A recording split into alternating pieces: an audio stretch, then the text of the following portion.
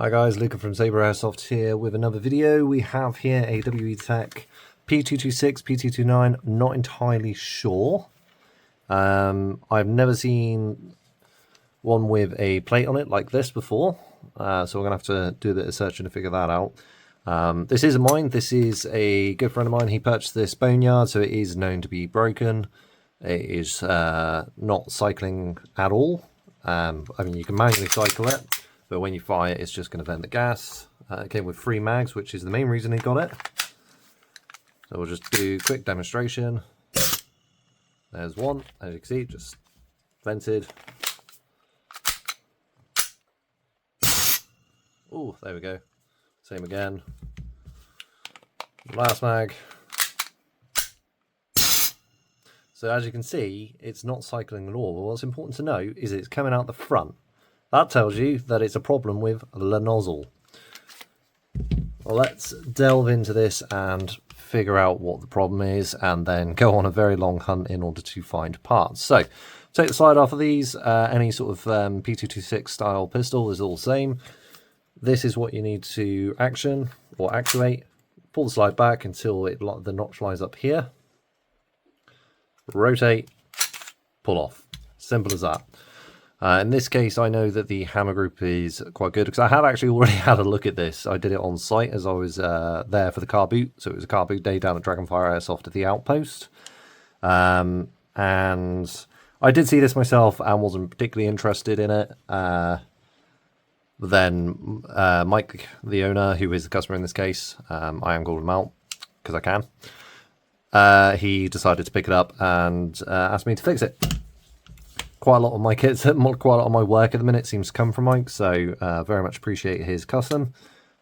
So we need to get to the nozzle because I think that is the issue. So to do so, recoil spring first, just pull back and lift out. And like most pistols, it's very easy to take these apart. You can't pull this through like you would on, say, a 1911 after removing the front. Instead, you need to pull it up through the slide like so. I'm fairly certain there's supposed to be a retaining pin or something to that effect for this hop up. However, it doesn't seem to be retaining and just comes straight out. Have a quick look at the barrel.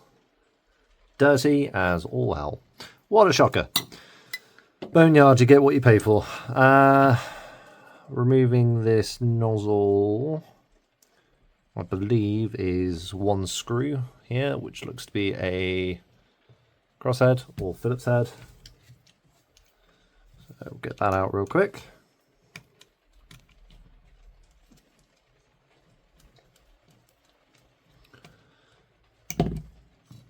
Apparently that's all that holds down the rear sight as well.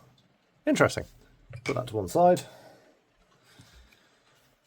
And out she comes. There we go. We'll just make sure that you don't lose this spring. If you're going to be taking this out, my advice would be know where the spring is and put your thumb over the top. Just pull back so that you can loosen it out. Or actually try with a magnet. There we go. Magnet. That's how you don't lose it. Gotta love magnets. Once that's out, you can pull the nozzle forward, and I think I see the problem, guys. Your nozzle should not be able to talk. Cracks are bad. That's the... I'm going to assume that is the sole cause of the issue. As a cracked nozzle means that the gas, as you shoot the gun, will be coming out through these cracks, which if we put this back in... Oh, come on. If it's coming out of the cracks, then it's going to vent up through here, through the top of the slide here, and it's not going to be pushing, like using all the force to push the slide backwards. So that's what happens. When you pull the trigger, the gas comes up through this port here and out the front. But inside of a nozzle, there is a spring-loaded, I'm going to call it extra bit. I don't know how well you're going to be able to see this, but if I do this, maybe if we use Yeah, we can use this nozzle as an example. So you see that bit of silver just there? That is what's called the rocket nozzle.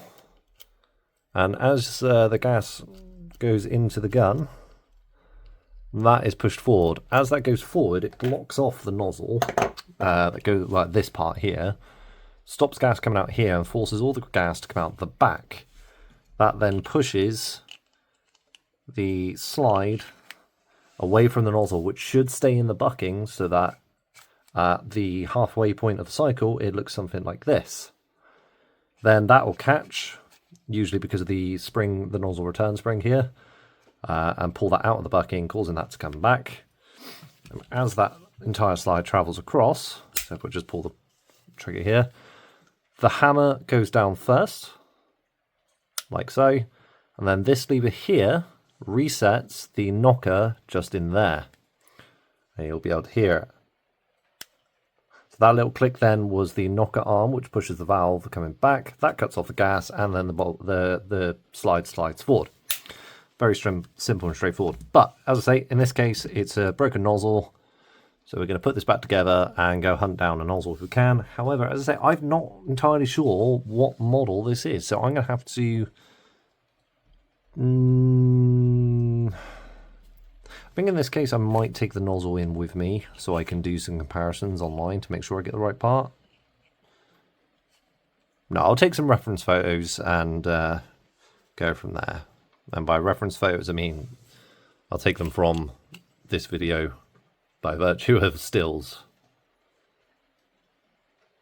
It's one of the other reasons that I record things is that I can then review it later if I need to order parts and they look a bit funky.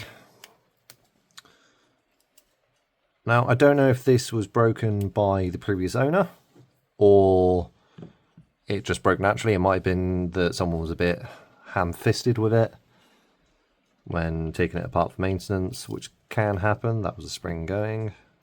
Stay in there, please. Thank you. To save some effort, I'm going to put this down. It's a little trick you can do. If you've got a spring that doesn't want to stay in place, put it down, get it most of the way in.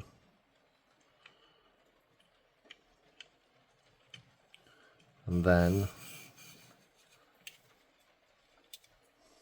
you can get it the rest of the way, like so. So we need screw and rear sight.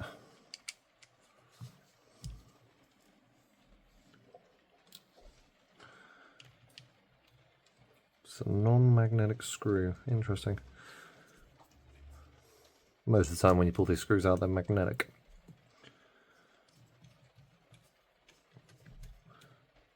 That goes in there. Normally at this point is when I'll be talking about giving all of this grease. I am officially now endorsing this Jaeger 1 stuff. No, he hasn't paid me to do that, but I'm yet to have a complaint about it. I still say that Superlube is probably better, but especially in the UK, it's a bit of a challenge to get hold of that stuff, so this is a very good alternative. It's not silicone based, and that's all I know, because he won't tell me, because he's a big meanie. So barrel and hop go back in. I'm not going to bother cleaning the barrel because until we get a new nozzle, there's no way to test or anything of that nature. On the recoil spring, there is a notch here. That needs to line up with the notch. Yeah. Once you've got those two lined up, it will look a bit odd at first, but it is correct. I'll pop that in and it'll look like that. So it'll look like it's sitting wrong. But if you look carefully for a second, you'll see that that is straight. So that is correct. And that is what we want. Pop that down. Push that back, flip that up, and you're done. And that's how you reassemble basically every P226. Cool. So I'm going to go hunt down a new nozzle on the interwebs if I can.